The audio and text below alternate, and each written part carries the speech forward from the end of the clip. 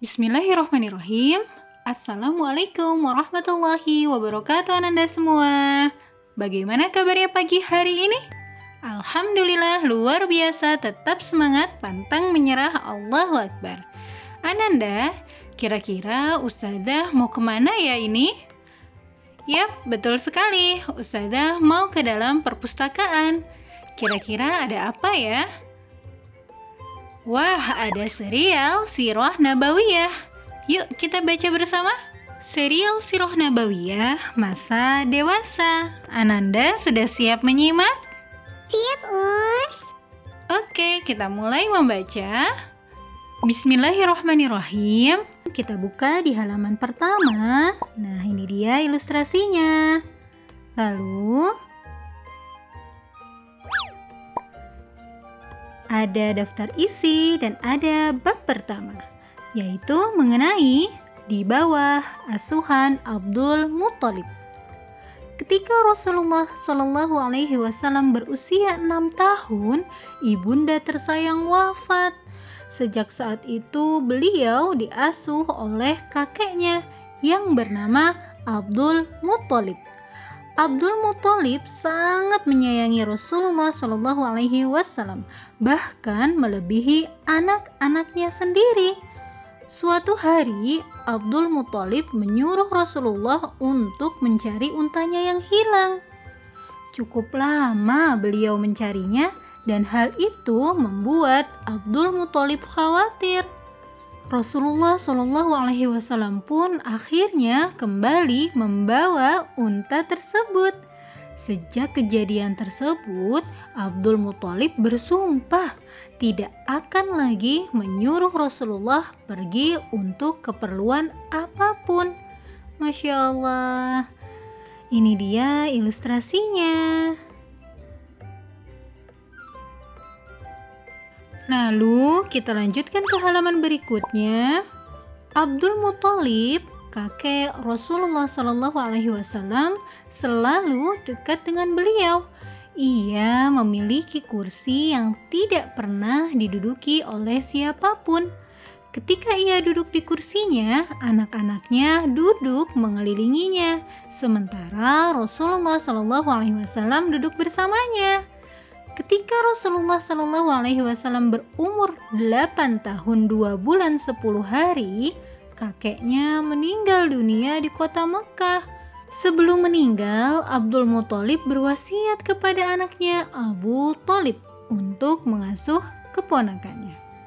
Masya Allah, jadi Abdul Muthalib berwasiat kepada Abu Thalib untuk mengasuh Rasulullah Shallallahu Alaihi Wasallam. Ini sedikit ilustrasinya. Lalu kita lanjutkan ke halaman berikutnya. Kita sampai di bab di bawah asuhan pamannya. Ananda, ada yang sudah tahu siapa nama paman Rasulullah Shallallahu Alaihi Wasallam? Yap, benar sekali, yaitu Abu Thalib. Abu Thalib pun mengasuh Rasulullah Shallallahu Alaihi Wasallam seperti ayahnya mengasuh beliau. Dia menyayangi Rasulullah dengan kasih sayang yang sangat besar melebihi anak-anaknya sendiri. Ia tidak tidur kecuali Rasulullah berada di sampingnya. Ia tidak keluar kecuali bersamanya. Pada waktu makan, ia memberikan menu spesial untuk Rasulullah. Dan tidak makan kecuali Rasulullah telah hadir. Masya Allah, ini dia ilustrasinya. Abu Thalib bersama Rasulullah Muhammad Sallallahu Alaihi Wasallam. Lalu bagaimana ya kisah selanjutnya? Kita lanjutkan ke halaman berikutnya. Ketika Rasulullah Sallallahu Alaihi Wasallam berusia 18 tahun, Abu Thalib mengajaknya pergi ke negeri Syam untuk berdagang bersama para pedagang dari suku Quraisy. Di tengah perjalanan di daerah yang bernama Busra, beliau dan pamannya singgah di rumah seorang pendeta yang dikenal dengan julukan Buhairah. Mereka beristirahat di tempat itu dan menurunkan dagangannya. dan sang pendeta pun keluar menemui mereka. Nah, ini dia sedikit ilustrasinya. Ada unta-unta yang membawa dagangan. Lalu kita ke halaman berikutnya. Kita sudah masuk ke bab perjalanan menuju Syam. Pendeta itu menemui Rasulullah Shallallahu Alaihi Wasallam dan memegang tangannya, lalu berkata, "Inilah pemimpin seluruh dunia. Allah mengutusnya sebagai rahmat bagi seluruh dunia." Orang-orang Quraisy bertanya, "Bagaimana kamu bisa tahu?" Pendeta itu berkata, "Ketika kalian datang dari arah Aqabah, tidak ada satu pohon dan batu pun kecuali ia bersujud, dan ia tidak akan bersujud kecuali kepada seorang nabi. Dan aku mengenalnya dari setempel kenabian yang berada di bawah tulang bahunya." Masya Allah. Jadi di bawah tulang bahu Rasulullah ada setempel kenabian. Nah, ini sedikit ilustrasi mengenai bagaimana pohon-pohon tunduk kepada Rasulullah Shallallahu Alaihi Wasallam. Masya Allah. Kita lanjutkan ke halaman berikutnya ya. Yap. Pendeta itu masuk ke rumahnya untuk menyiapkan makanan. Lalu ia kembali menemui rombongan itu, sedang Rasulullah Shallallahu Alaihi Wasallam berada di tempat penggembalaan unta.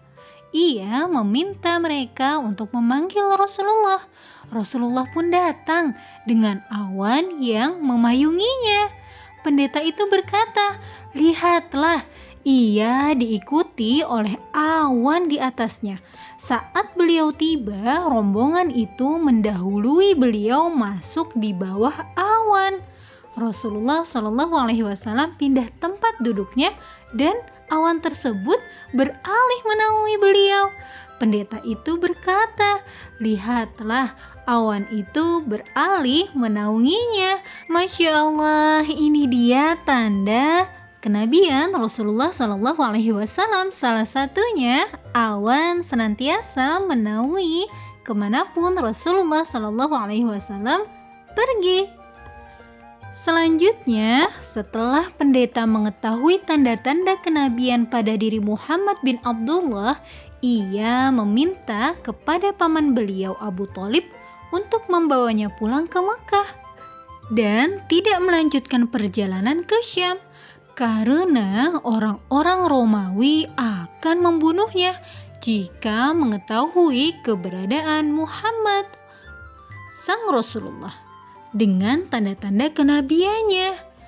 Masya Allah, jadi pendeta Buhairah tadi melarang Rasulullah untuk melanjutkan perjalanan ke Syam karena orang-orang Romawi akan membunuh Rasulullah ketika mengetahui keberadaan Rasulullah.